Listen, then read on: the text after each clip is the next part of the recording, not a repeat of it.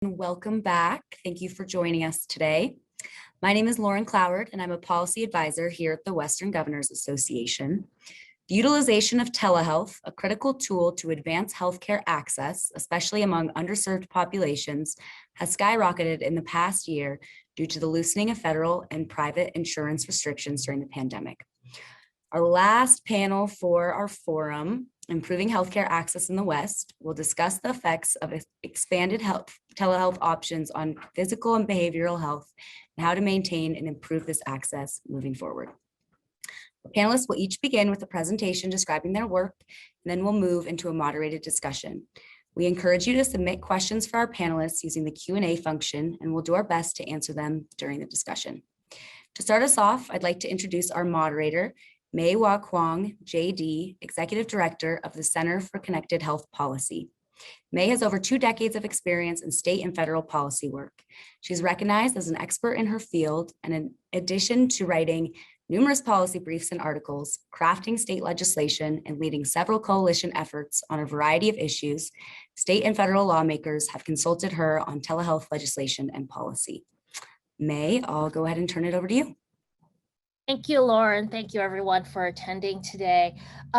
As you all know, really COVID-19 has changed the landscape for us in so many ways, but one of the big sort of silver linings that maybe came out of all this was the attention that was paid to telehealth and how telehealth was utilized to help address the needs during this pandemic. You're in for a treat, as I know these panelists are wonderful speakers, and they'll be able to provide us with more insight as to what they saw during this pandemic around telehealth. And we'll start off first with Bill England, who has been in telehealth for 25 years. He is currently Senior Advisor of Telehealth in the Federal Office of Rural Health Policy at HRSA. He started his career in telehealth at the Centers for Medicare and Medicaid Services before joining the Universal Service Administrative Company and then HRSA. Bill? Thank you, Mei, and thank you for this opportunity to talk to attendees for the Western Governors Association. It's only through groups like this, especially at the state level, that allow us to advance telehealth. We've been in the business of advancing telehealth at OAT for about 25 years, as long as I've been working in telehealth, but I only came to OAT 5 years ago. When I came, I was just when HRSA was beginning to proliferate telehealth throughout all of its programs. I'm going to talk just a moment today about where telehealth is in HRSA. In 2000, next slide, or let's see, do I push this down? Telehealth in HRSA, we began to survey. In 2017, we had about 1,000 grantees touching telehealth. By last year, we had almost 4,000 of our grantees that at least mentioned telehealth in what they were doing. The largest single component of that is health centers, or FQHCs, and the activities or use of telehealth. Let's see, I'm trying to get this to jump down. Is behavioral health, mental health services, the largest primary care, and of course, COVID-19 was a big use. But in particular, I point out that the mental health services are the single biggest thing we're seeing in our wards, and that's consistent with what we hear in telehealth, that mental health services are an excellent use of telehealth, an excellent opportunity in the pandemic to reach people at home, and something we hope can be continued post-pandemic. If you could, yeah, thank you, advance. I'm not sure if it's a delay when I hit the key or you're advancing. In health centers, which we're reaching about 30 million people through our health centers, by the beginning of May, we had almost 51% of all visits taking place were telehealth visits.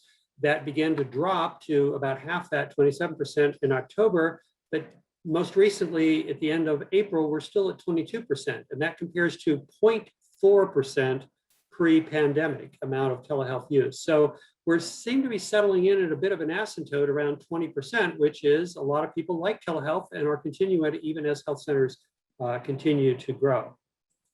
Or excuse me, as they reopen and people are coming into health centers, a lot of telehealth still going on. Issues in the pandemic, reimbursement was the most important issue to be relaxed or implemented. to enable telehealth. Licensure was an important issue, and the federal government didn't have a simple switch to flip on that one. That took cooperation of many states and many state governors to implement multi-state telehealth practice.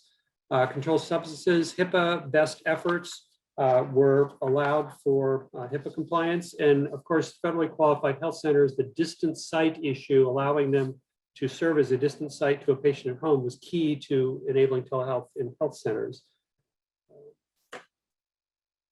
A couple of take homes are telehealth resource centers. Mei Kwong leads one of them. Our outreach to the world to fund these centers to answer questions about telehealth. They're essentially a paid army of consultants where we're paying them. You can use the services free of charge, help start telehealth programs or answer any kinds of questions. There are 12 regional centers, 2 national centers. And Mei leads, let's see, I'll get this advance here. Mei leads one of those centers, the Telehealth Policy Resource Center. She does an incredible job of tracking all 50 states as they change policies, both for the pandemic and now moving out of the pandemic. So if you're not aware of the work that Mei is doing, please visit her website. It's just a font of information on, a fountain of information on telehealth. The other thing we've been doing a lot is really focusing on the licensure issues that we have a couple of grantees. There are about 8 state, multi-state licensure models currently promulgating, 3 more in development. We're funding some of that work. DOD is funding some of the work, and we're simply talking about how do we solve this licensure issue. We've been dealing with it for almost 20 years and we're not solved yet, but we're working on it, and I'd invite your comments or input. This is very much a state issue, not a federal issue. Next slide. Federal government has issued a couple of requests for comments on COVID and flexibilities and telehealth. That was last December. There's a lot more that are going to be coming out for various policies coming out of largely CMS. Mei Kwong, through the center, commented on some of the policies, and Mei is free to do that as one of our grantees. I would mention her comments are probably better informed than some other people's, so it's an excellent guide if you want to know what the issues are. Look at the Center for Connected Health Policies comments. That's a public document that they filed in the request for comments. We stood up a new website, telehealthhhs.gov, last spring in response to the pandemic. Everything patients or providers could want to know about telehealth. And let's see. Lastly, broadband, very important issue for equity in telehealth is equity in broadband. The Congressional Research Service published a great summary of universal service and broadband opportunities last January. They just put out, this is a 2-page summary, they just published about a 9-page, I believe, summary, more detail on all these programs. So if you want to know about broadband opportunities in individual states or regions, this is a good primer on it. Just Google Congressional Research Service broadband universal service. So with that, this is my contact information, and I welcome your input and questions, and I turn the podium back over to Mei. Thank you, Bill. We'll hear next from Laura Arcibal, who is the State Telehealth and Healthcare Access Coordinator at the Hawaii Department of Health in the Office of Planning, Policy, and Program Development. She is a 10-year veteran employee of the department. She previously served at the VA Pacific Islands healthcare system. Laura? Thank you, Mei, and aloha, everyone. Appreciate the opportunity for joining you today. It is a pleasure serving in my role for Hawaii. From what I'm told, it is a unique role given it's at the state level. And I appreciate William England's presentation on the Pacific Basin Telehealth Resource Centers, because I do work very closely with our resource centers here in Hawaii, as well as checking in with Mei Kwong's Connected Health Policy page to keep up to date as well, to make sure we're aligned as well. So thank you, everyone. My work is primarily external to the department at the state level.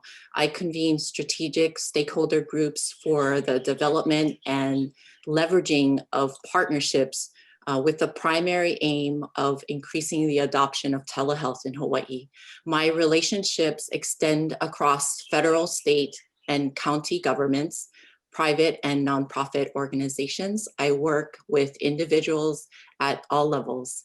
I started my position at the department doing telehealth in 2017, working with a core group of telehealth experts at the University of Hawaii, as well as the Pacific Basin Telehealth Resource Center, and telehealth experts in some of the large health systems in Hawaii to kick off a telehealth summit in 2017, which led to a convening of strategic planning for the development of Hawaii's state plan in 2018. And then that led to funding from the legislature for pilot studies and projects in Hawaii. By the time our contracts was able to be executed and providers were ready to implement their pilot projects, COVID hit in 2020. So they were very fortunate at that time to have the funds, and many of them did not have telehealth as part of their operations by the time we awarded those funds. What I learned in listening to providers is that historically the major barrier to telehealth was just getting paid for telehealth services. There was no incentive for providers to do telehealth at the time. At that time, providers were also dealing with burnout. Despite passing aggressive telehealth reimbursement policies in 2014 and 2016, getting paid remained a major barrier for providers and dominated the telehealth landscape for Hawaii, along with investments that were needed to operationalize telehealth, procure equipment, and train staff.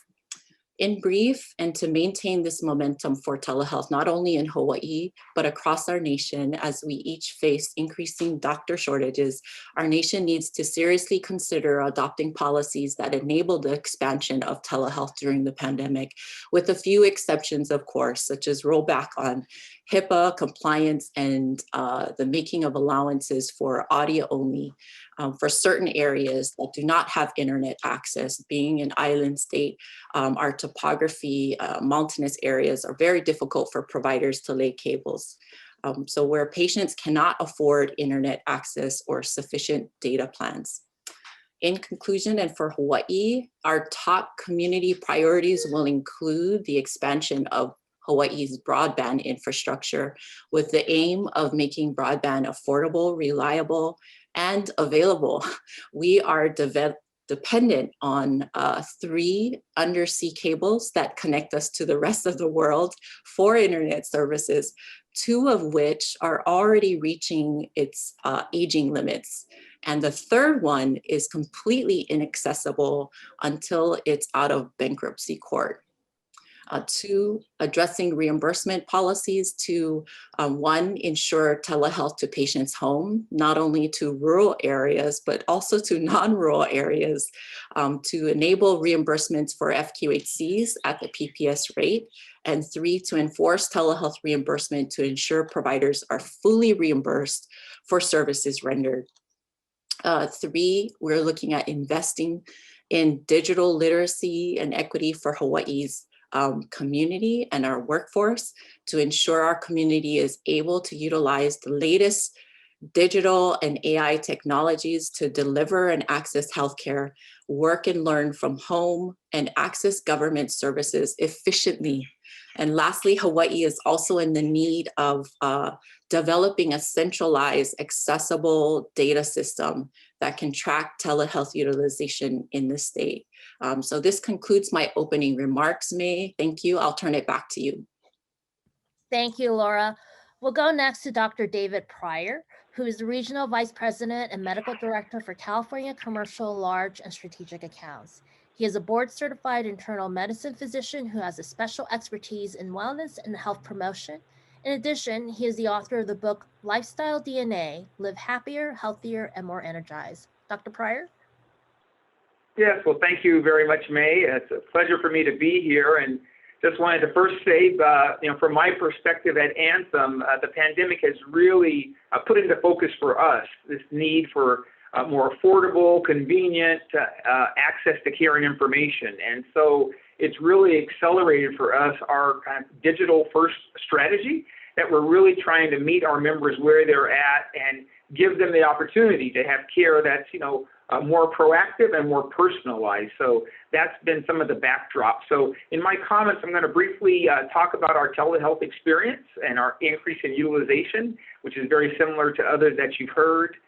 Talk briefly about some innovative products that we deployed during the pandemic to help increase the adoption of the technology and the use, and then spend just a minute talking about some policy advancements. So we can go to the next slide. Just want to briefly say by background, Anthem, our mission really is to improve the lives of the communities in which we serve and to help simplify healthcare. Many of you may know that we operate commercial plans, either Blue Cross or Blue Cross Blue Shield plans in about 14 different states. We have a number of states we operate Medicaid and Medicare plans, and we even have a number of state employee plans. Overall, in total, we have about 43 million medical members. So that's just the backdrop on Anthem, and I work, as May said, in the California market. If we could have the next slide, please. Just talking about our telehealth experience. So like you heard from the others on the call, we had a tremendous increase in telehealth usage during this time period, and it was really heartening because we've all been having these services available in earnest for the last 5 to 7 years, but the adoption rates had been very low. And so with the pandemic, we saw big increases, sometimes, up to 1,000% or more increases in utilization. But the one thing I'll say for sure across the board is that behavioral health, right? You see on the slide there, and we saw perhaps 80 times higher usage in 2020 as compared to 2019. So behavioral health really led, but in all areas, the increase was really outstanding. The one thing I'll point out here on this slide is just a study reviewed from the COVID-19 Healthcare Coalition, talking about from the physician's perspective that up to 60% of physicians had really only started using telehealth in earnest within the last 12 months, right? There are a lot of physicians who just hadn't really adopted to it. We heard about the reimbursement issues and others, so this was new for them. But close to 70% of them said they're motivated to increase telehealth use in their practice going forward, so that's very optimistic. And 80% of those physicians in this study indicate that telehealth really did improve the timeliness of care for their patients. And so that's very important, and that's why we are very much looking forward to increasing the use of the technology going forward. If I can go to the next slide. Just want to talk about some of the kind of innovative approaches we took during the pandemic. So as COVID continued to spread, many of our providers obviously had to pivot away from in-person care. And Anthem, we looked for ways, how do we get technology out to those providers that really needed it? And so you'll see on the top of this slide a depiction of our digital kiosk that we put about 430 of these digital kiosks in frontline clinics in California, really in an effort to improve and ensure culturally appropriate care and to enhance the access to specialty care and decrease language barriers. And so these digital kiosks really made an impact. And I wanted to share with you just one example from a clinic that where we deployed one of these kiosks. And I'll read you just a quote from a nurse in that clinic. And the nurse said, "In our women's health clinic, we were seeing a patient for a well woman exam. She was deaf, so we utilized the video option on the kiosk and had a sign language interpreter help with the office visit. We were able to put the kiosk on a rolling kiosk at the head of the bed so that we could ensure privacy for the patient. And the patient was so thankful for the interpretation service that she started to cry. She explained that she had never been to a medical visit that provided this level of care for her. And it says, the nurse says her story had our entire team in tears by the end of the visit. So really showing how technology can make a difference and really could provide this patient with a different experience. At the bottom of the slide here, you'll see our telehealth kits. And these were kits that we put together and we provided to partner hospitals in rural areas.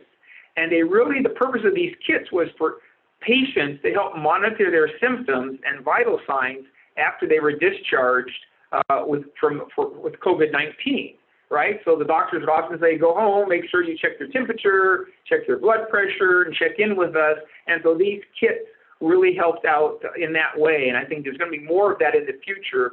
People are able to, use kits at home to help monitor their conditions and give that feedback to their providers. The next slide, please. Talking just a little bit, my last slide, about telehealth policy initiatives and where we think policy and we'd like it to go. So overall, we'd like our legislators and regulators to work with us, learn from our COVID experiences so that we can really build a telehealth system of the future that is able to empower patients and providers, give them new tools, use this technology in a way that really allows them to interact with the healthcare system in a way that best suits them, right? So there's still going to be the need for inpatient visits.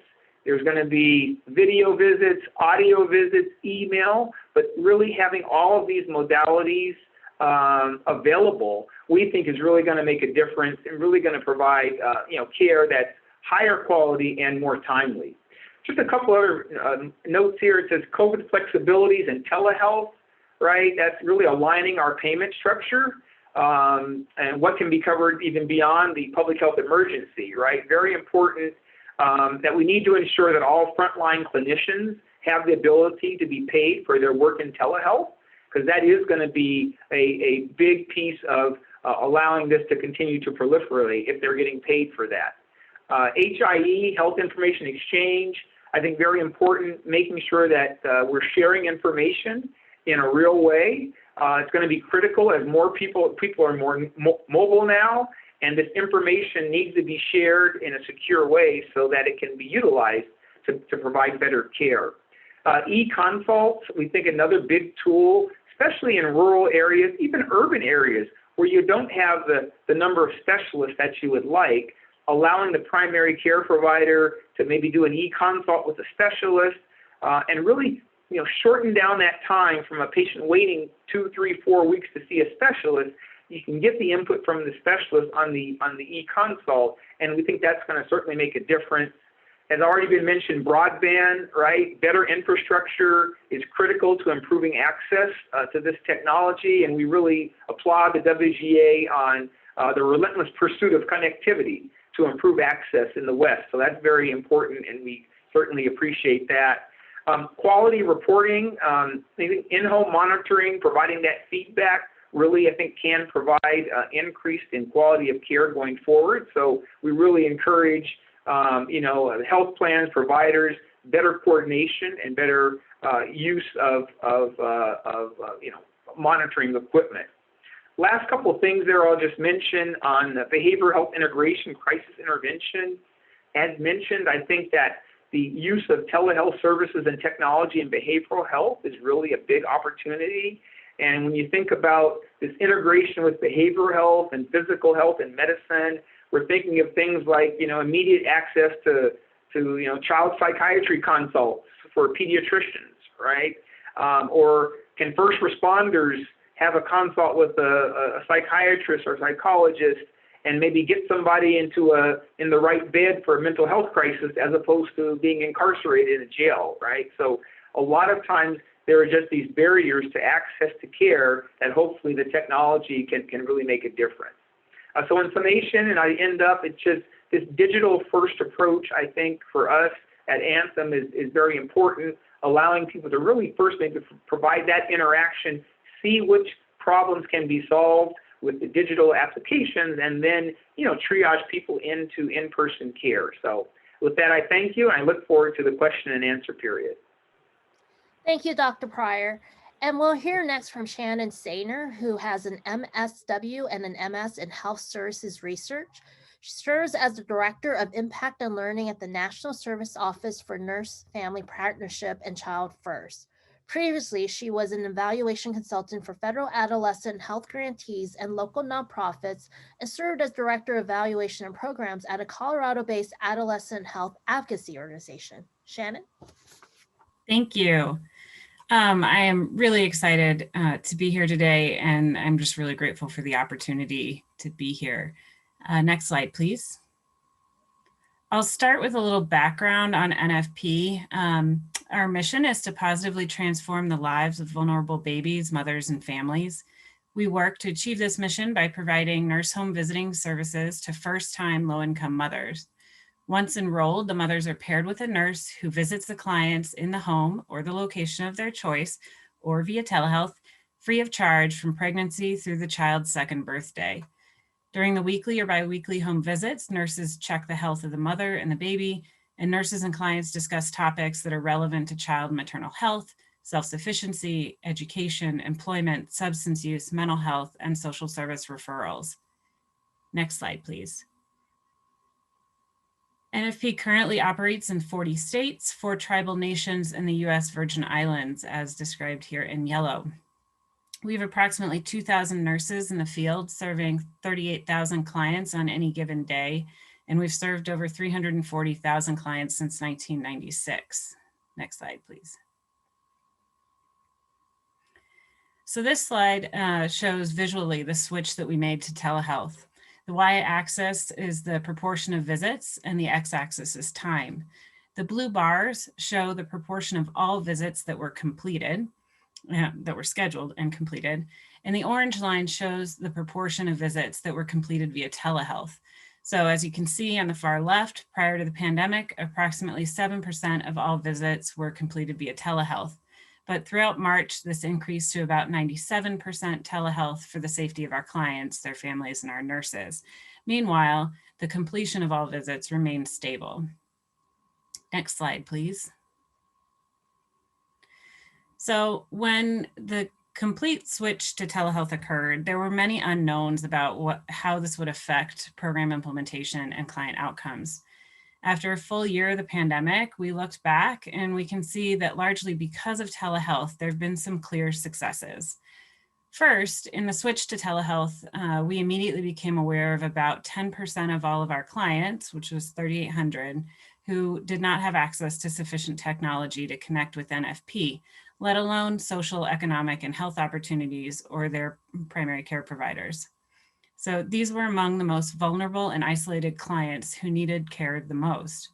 Therefore, we partnered with Verizon and Action Technologies Group to provide smartphones and 10 months of service to our clients. The second success was that with telehealth access, NFP maintained fairly stable enrollment, retention, and outcomes. While there are some exceptions, generally speaking, many measures have remained stable throughout the pandemic for all of our clients. Our third success is that client satisfaction surveys that are completed on an ongoing basis have shown that clients have maintained high satisfaction with telehealth visits, which was a surprise to us, but wonderful. The fourth success was that in an internal analysis,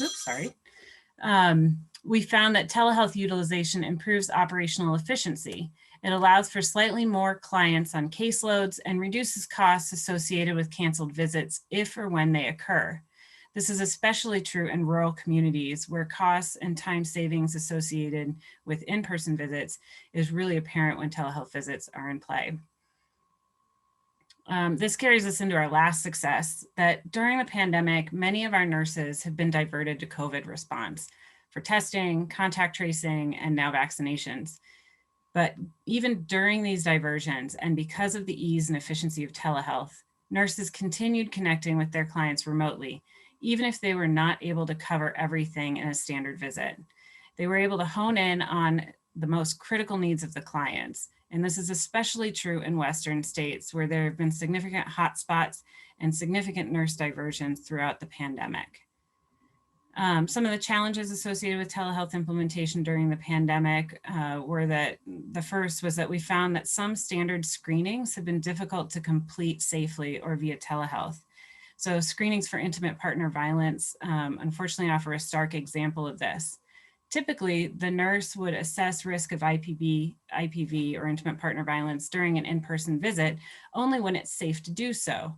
But remotely, the nurse may not be able to see who else is in the client's environment, or the client may not feel safe disclosing that risk during a telehealth visit. So we're working on that. The second challenge, which isn't news to anyone, but given the pressure that healthcare providers have been under, our nurses are fatigued, not only with the additional demands pressed upon them for pandemic response, but fatigued by telehealth utilization, the Zoom calls, the phone calls, et cetera. So going forward, NFP will continue to have both in-person and telehealth visits as it did in the original randomized controlled trials in the 1970s and the 80s and has since then. But the balance between the two may look different than the pre-pandemic period. Some visits can be completed very effectively and efficiently via telehealth, while others may need to continue to be done in person. And flexibility of funding and policies to allow for this will be very important for NFP. And I think that sums it up for me. Thank you, Shannon. If we can have all of our panelists back, just to let you know for attendees, if you have a question for a panelist, please put it in the Q&A function. But I'll start us off with a quick question here. What trends have you seen with telehealth and healthcare access in the West historically and during the pandemic? And Dr. Pryor, why don't you lead us off with that one? Yeah, so, the trends we've seen. So, obviously, I'll start with our commercial clients. So, telehealth services have been available to our commercial clients for a number of years. And before the pandemic, traditionally, the utilization was still quite low across the board, even, when it was made accessible to them. So, obviously, I would say, two things. One, especially in California, we were hit pretty hard. And in March, most of the visits across the board were telehealth visits, right? And providers just weren't seeing anybody in person. So we saw a tremendous increase there. One of the things that was a little surprising is that we even saw this increase in our Medicare population.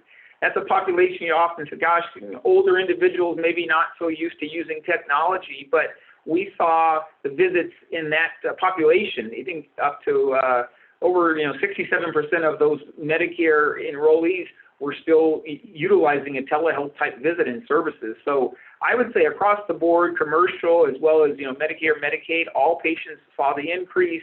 And then, as I mentioned, especially a lot more utilizing the behavioral health component of it. Laura, what were you seeing in Hawaii? Well, prior to the pandemic, it was quite low. There, like I mentioned before, there was really no incentive for providers to do telehealth.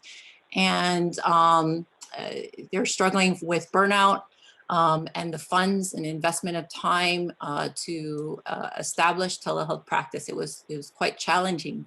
And I think even though policies were passed in 2014 and 2016, the summit really helped providers to understand the reimbursement policies around telehealth at the time. But still, there were providers in the community that were either doing telehealth, but may have had fallen into some pitfall related to telehealth. For example, a dental provider who utilized a hygienist in the field.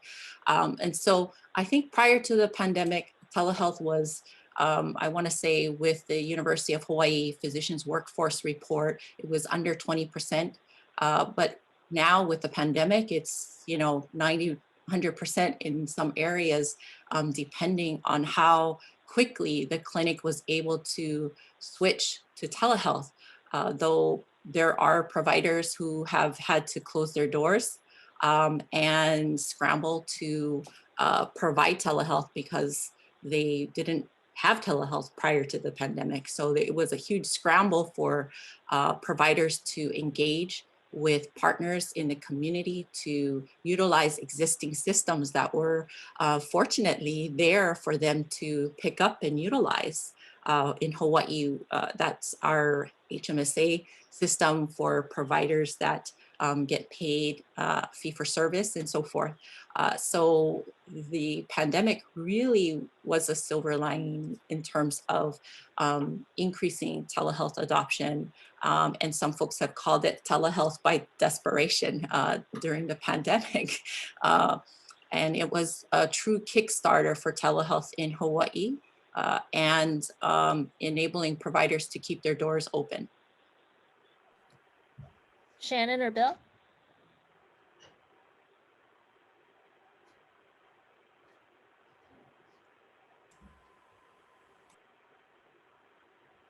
Sorry, get off mute. We've been all telehealth all the time for the last 20 years, but what's been so exciting is we have so many new partners in telehealth in all the federal agencies. We have a webinar with HUD. This will be our third webinar with HUD. The CDC has been reaching out to us, the Agency for Health Services Research. We've got so many federal partners just trying to coordinate. It's not just Medicare and CMS that is interested, but the entire federal space. So it's very exciting and lots of opportunities. And we're trying to increase funding as much as we can. As you know, Mei, as we say, we'll contact our telehealth resource centers, and suddenly they have 1,000% increase, and we can't provide any more funding. We fortunately in the COVID, under the CARES Act, we're able to get a little more funding out to some of our resources, but we're simply doing what we've been doing with tons of new partners. So we're excited.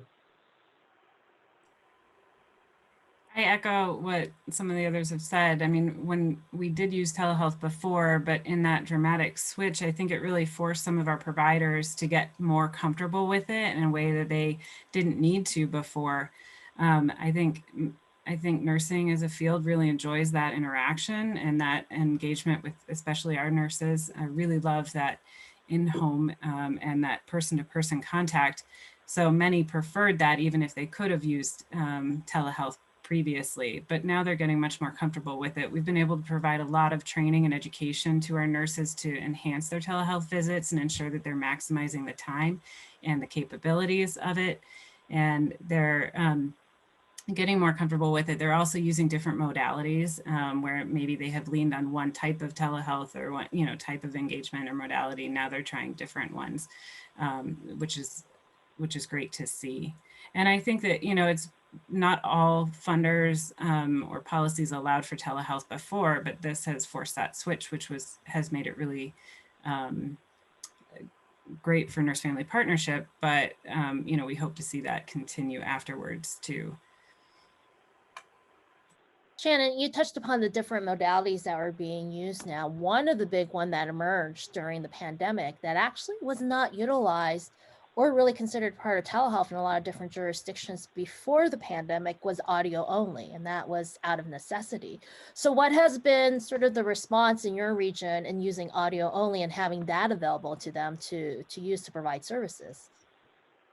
Actually, we found some interesting trends that we thought that many of our nurses were using video conferencing or some sort of video modality to engage with their clients. But in actuality, there was a higher proportion of visits completed via phone or audio only, which was surprising. But again, with that education, we've really been able to encourage more of the interaction when possible. We have realized, though, especially through our Phones for Families initiative, where we provided phones to some of our clients, that in some cases it's not possible to have internet access.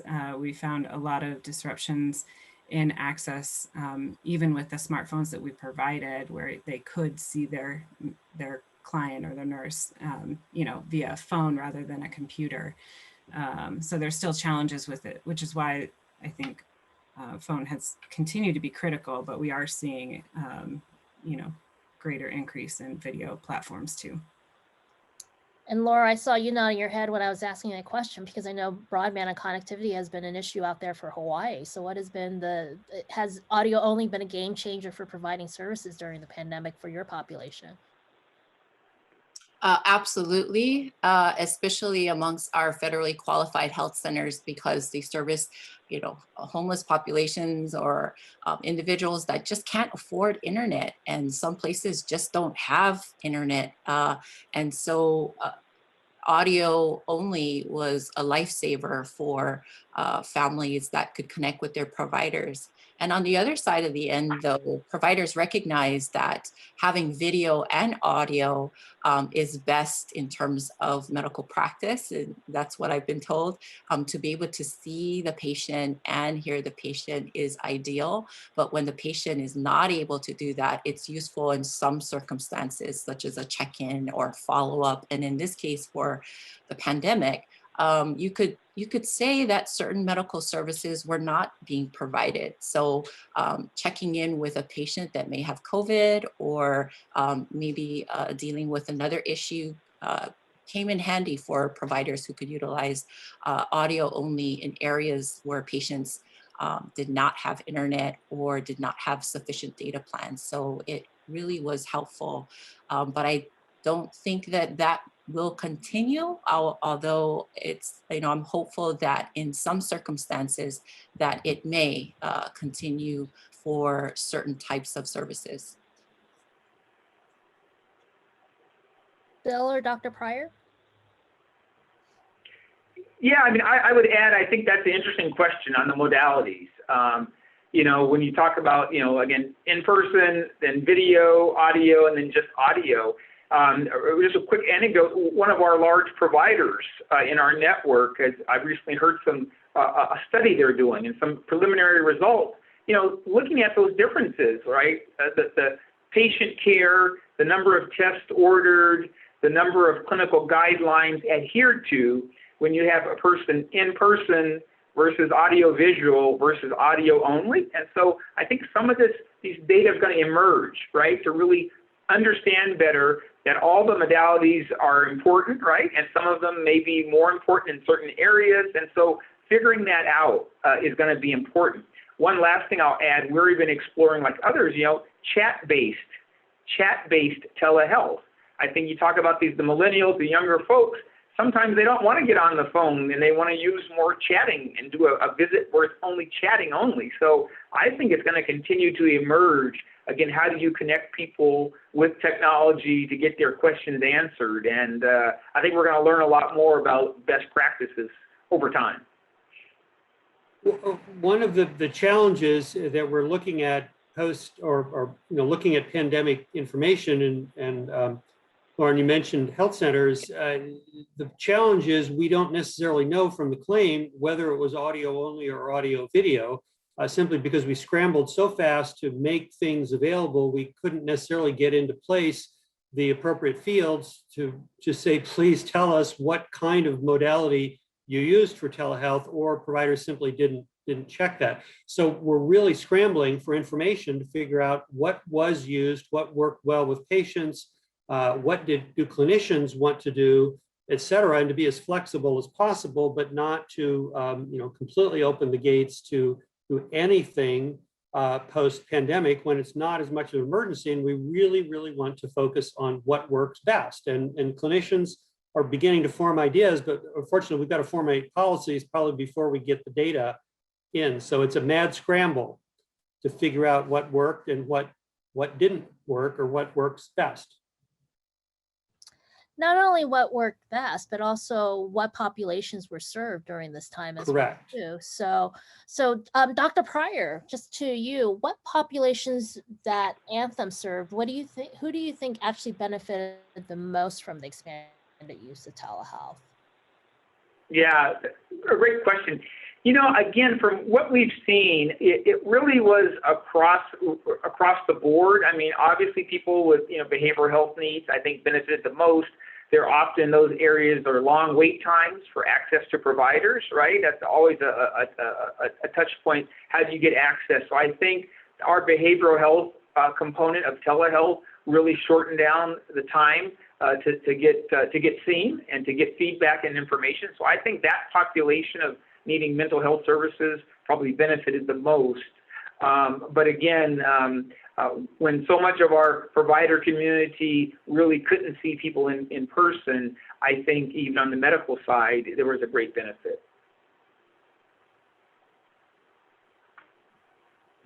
Just a reminder to our attendees that you can put your questions into the Q&A function there. Laura, so what do you think states are doing to keep the telehealth momentum going? after COVID-19, once we're through the public health emergency? And how do you think states can work together to expand telehealth option and increase healthcare service access? Well, what states are doing and what Hawaii is doing is looking across, being fluid in our bureaucratic barriers to try to open up some of those barriers that were created and were there prior to the pandemic. So we're continuing to focus on strategic partnerships that were developed during the pandemic. These are highly valuable now that I've been able to reach outreach organizations that I've never known of in our small island community. So this is great. We'd like to continue those strategic partnerships.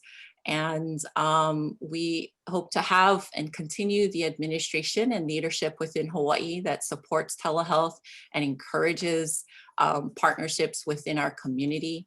And we're also looking to being with those partnerships, coordinating funding around our broadband infrastructure, which is a priority for us, establishing our broadband and digital equity office, which is in our Department of Economic Development and Tourism division, and supporting our providers and patient communities, engaging and continuing to understand the needs there. We need data to be able to do that. And Hawaii really does need to bring together a system in which we could understand what's happening with telehealth in our community. And right now there's work being done to create that system, but it's not accessible and it's not tailored towards telehealth. And so that is an important piece for us to have our eyes on to see what's happening with telehealth in our community. So we plan to continue leveraging funds that are available to our state and work to inform our community more about it and see what we can do, to support our providers as well going forward. May I would also call attention, for example, to your excellent series on Medicaid and telehealth programs state specific. The Connect Center for Connected Health Policy last January put on 4 webinars featuring different states talking about their individual programs. Now in the midst of, I think you have 1 more left, May. Another series of 4, and there's been some really interesting state innovations that have come out of those, and we're trying to follow up internally with some of those states to say, gosh, these are cool ideas.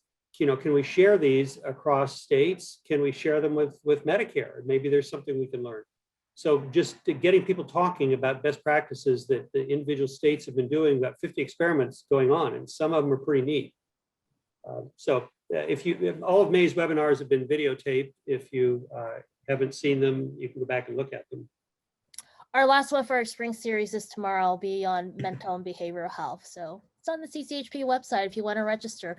But nice segue there, Bill, because speaking of that and states working with each other. So one area that also emerged as a big policy issue during the pandemic was licensure. And you mentioned that HRSA has been doing some work on licensure portability. So do you want to speak to what some of the issues have been and sort of what some of the solutions or at least ways to alleviate that problem may have been? Sure. In fact, on Monday, we had a licensure portability telehealth learning series webinar sponsored by HRSA, where we invited, I believe, 5 of the organizations working on licenses. And they're all over the map, anywhere from simply an accelerated individual license in each state to a license to practice in any state from any other state to the ultimate extreme, the VA, that we're federal supremacy. We don't need we only need 1 license. We can practice anywhere is sort of an extreme. But there are, as I mentioned, 11 organizations that are going to be working on it. We're trying to do what we can to fund some of them and to simply provide a forum to get them talking to each other and sharing best practices. And we do that with public forums or with just chatting with them. Unfortunately, we do not have any new funding opportunities coming out in the next few years to add funding to the license portability. But we're doing what we can to foster all these different models, and they're so different. And we'll see, what works. But ultimately, it comes down to it's the individual states. Unless the federal government were to, play the supremacy clause, which would be quite messy, to try to force a solution, the best solution seems like each state working together to figure out what works for all of us. And Shannon, obviously telehealth has been utilized a lot to address our needs during COVID, but really for also rural and underserved population, it's definitely almost a requirement, a necessary tool out there. So what have been some of the ways that telehealth has been utilized to reach those hard to reach populations out in rural areas or maybe in underserved areas?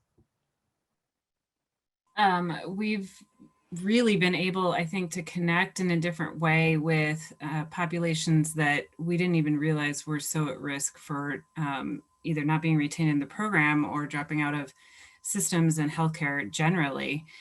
We found, again, through the phones program, how many of our clients that we might have lost had telehealth not been provided, that are homeless, that are in shelters, that are in abusive relationships, and some that are in medical crisis at the time. We have stories of clients who are managing, their children's health, being in the NICU or having heart surgery, and telehealth has been their lifeline for these services.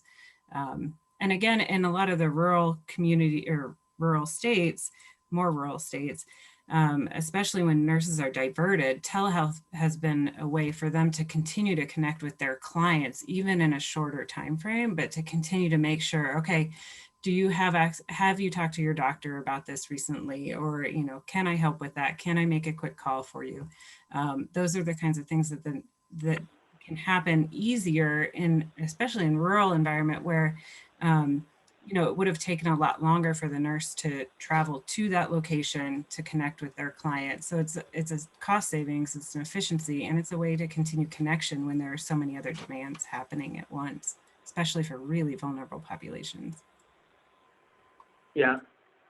And Mei, if I can add, I think that's one of the exciting areas, what telehealth can really do, providing access, especially to specialty care. You think about the rural areas that don't have as many specialists, and I'm sure, Shannon, even in maternity, when you have higher risk pregnancies, how do you get that specialty level of care? Even in urban areas where you typically don't have the high population density of specialists, right? And sometimes people can only get the care that's close to them. But with telehealth and with these e-consults, oftentimes you can get that opinion of a specialist that may be far away, or maybe would have access that may not be, very timely, but maybe the primary care provider or others can get that input that can maybe change the course of an illness, or at least start down that road of, hey, why don't you try this first, or try this test. And so I think that really can be a big game changer, providing better access to high quality care to a lot more people. So, and sticking with that, Dr. Pryor, so let's fast forward. We're through the pandemic. What do you think the telehealth environment will look like, and what are some of the ways we can help keep this momentum going for telehealth? Yeah, well, certainly I think just on the infrastructure piece of it is, some of the efforts for, broadband and increasing access. I think you're hitting that from a lot of different fronts, right?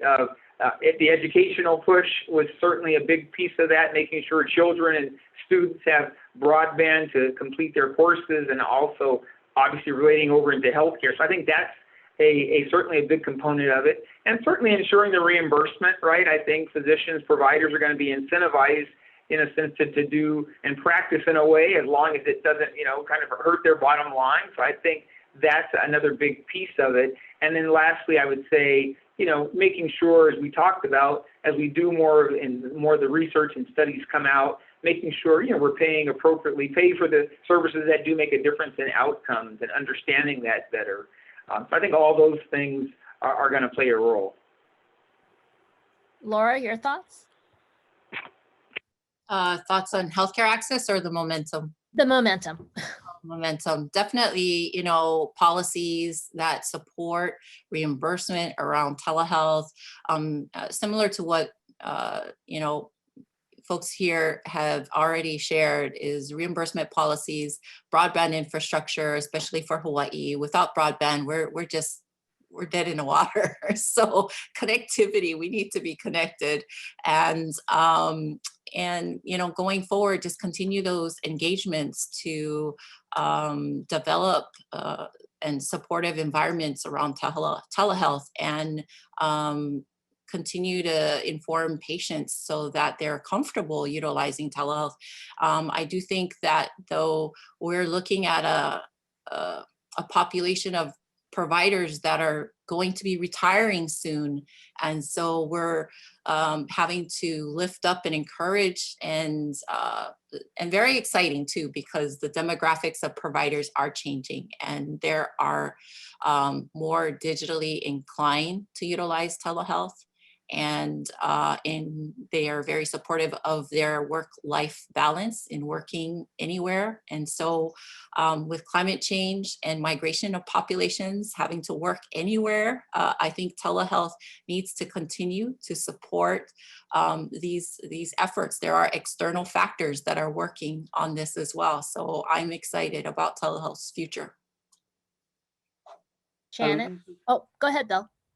One thing I'd also add, HRSA is very much a grant-making organization. As I mentioned, telehealth is proliferated everywhere in HRSA programs, but also in other federal programs. And of course, programs like the FCC and USDA are funding broadband, but checking regularly, like at least weekly with grants.gov, we are strongly encouraging anyone who can touch telehealth with their programs, make sure telehealth is a keyword that is going to come up on a search.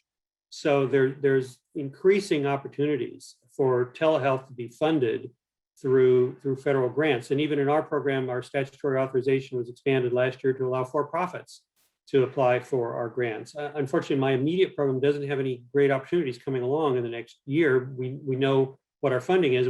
We're maxed out. But checking regularly, the federal government is really trying to fund efforts in telehealth. Shannon?